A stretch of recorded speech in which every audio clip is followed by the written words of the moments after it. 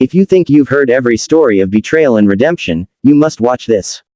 What I discovered in a freezing public shelter didn't just break my heart, it unraveled a $2 million lie so cruel, it changed the definition of family forever. Stay until the end, because the final twist will leave you speechless.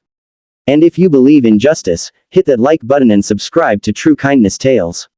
Your support helps us uncover more stories that need to be told. The numbers always made sense to Alexander Vance. They were orderly, loyal, and told the truth. His billion-dollar empire, built from a single patent, was a testament to logic. But one number had always been an exception: the $2 million trust fund he had established for his adopted daughter, Alara. It was the one calculation born not from a business plan, but from a love so fierce it terrified him. He'd found her 15 years ago, a silent, wide-eyed 7-year-old in a struggling state orphanage during a charity visit. He, a man who commanded boardrooms, was commanded by her quiet stare. The adoption was swift. For 5 years, he was Dad. He taught her to ride a bike on the manicured estate lawn, soothed her nightmares, and her laughter became the only currency he valued. Then, his world collapsed. A plane crash took his wife, Alara's champion. Grief mutated into a paranoid suspicion, seated by his cold, pragmatic sister, Margaret. She's not your blood, Alexander. She's a gold digger, waiting for her payday, Margaret whispered, as he drowned in loss. Blinded by pain, he made the worst decision of his life. He sent 15-year-old Alara away to a prestigious Swiss boarding school, a polite exile. He provided, from a distance, burying himself in work. The monthly reports from the school were impeccable, the trust fund disbursements for her care and tuition, timely. For a decade, this was the fragile piece. Until his 50th birthday, when a forgotten file sync revealed a discrepancy. The $2 million trust fund, meant to mature and transfer to Alara on her 25th birthday, had been drained and closed 2 years prior. The authorized signatory, his own signature, digitally forged. A forensic audit traced the money through a labyrinth of shell companies, all leading back to a single point of origin: his sister, Margaret, his most trusted confidant. The Swiss school, when he finally called in person, had no record of Alara Vance ever enrolling. The truth was a sucker punch. For 10 years, Margaret had fabricated a life, sending him fake reports, photoshopped images, and stealing the life he'd meant for his daughter. Where was Alara? The private investigators hit a wall. Until a tip came from a social worker who recognized Alara's childhood photo from a charity case. The location was not a Swiss Alpine campus, but the Hope's Harbor public shelter, 30 minutes from his office tower. Please help us keep these stories coming. If you're feeling the chills already, show some love with a like and subscribe to True Kindness Tales for more journeys from darkness to light. The shelter smelled of bleach and hopelessness. Alexander, in a $10,000 coat, felt like an intruder in a tragedy he had authored. His eyes scanned the crowded room, over cots and weary faces, his heart a frantic drum against his ribs. And then he saw her. Not in the memory of a giggling child, but as a woman. She was at a far table, helping an elderly man fill out a form. She wore a faded blue sweater, her hair tied back in a simple ponytail. Her eyes, the same gentle hazel he remembered, were tired but kind. She was his Alara, a fragment of a lullaby he used to sing lodged in his throat. He watched, frozen, as she moved with a quiet efficiency, offering a blanket here, a warm smile there.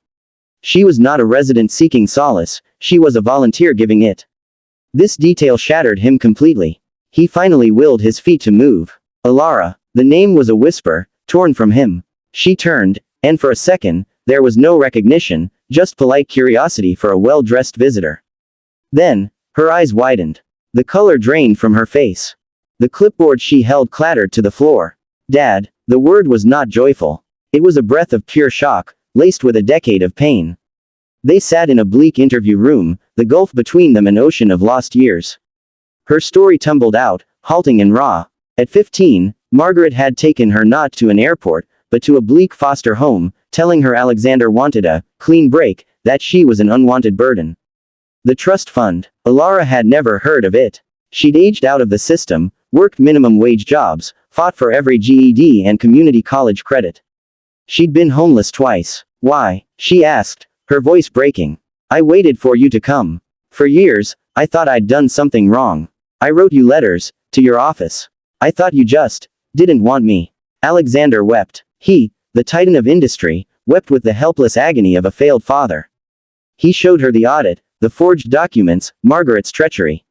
He told her of his own grief-stricken blindness, offering no excuse, only a crushing, abject apology. I failed you in every way a father can. I don't deserve your forgiveness. But I will spend every second I have left making sure you never want for anything again. He saw the war in her eyes, the wounded child versus the resilient woman she'd become. Alexander did not bring her to a penthouse. He understood, now, that luxury was meaningless. He booked a quiet suite in a modest, dignified hotel. Your space, he said, handing her the key. For as long as you want. No strings. His first act was not to restore millions, but to sit with her for hours, listening, truly listening, to the story of her life. He met her friends from the shelter, the community college professor who had believed in her. He saw the person his wealth had failed to create, empathetic, tough, and profoundly humble. The legal machinery against Margaret began with a single, devastating phone call from Alexander. The money is the least of it, he told his sobbing sister. You stole my child. You will be prosecuted to the fullest extent of the law. The police were already involved. The $2 million was frozen, soon to be returned.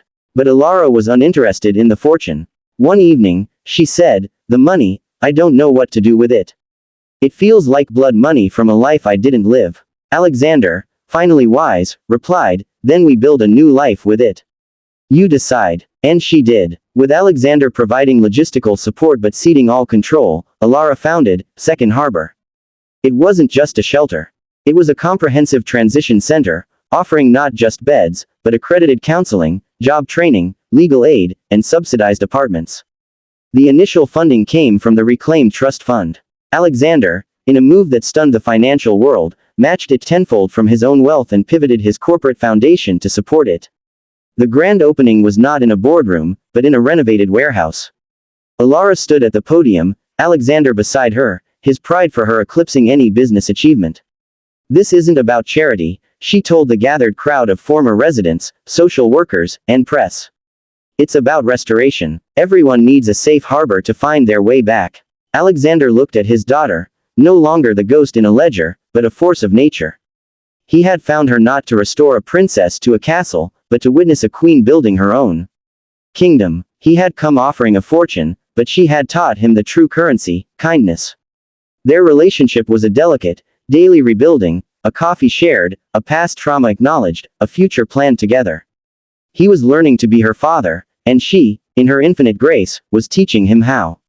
This is why we tell these stories. From a $2 million lie in a cold corporate ledger to the warmth of a shelter built on true kindness, Alara and Alexander's journey proves that it's never too late for love to find a way. If this story moved you, if you believe in second chances, hit that like button, it truly helps us reach more people. And don't forget to subscribe to True Kindness Tales and ring the notification bell. Because every like and subscription fuels our mission to bring you more real-life tales of hope, redemption, and the undeniable power of the human spirit. Thank you for watching, and remember, kindness is always a choice.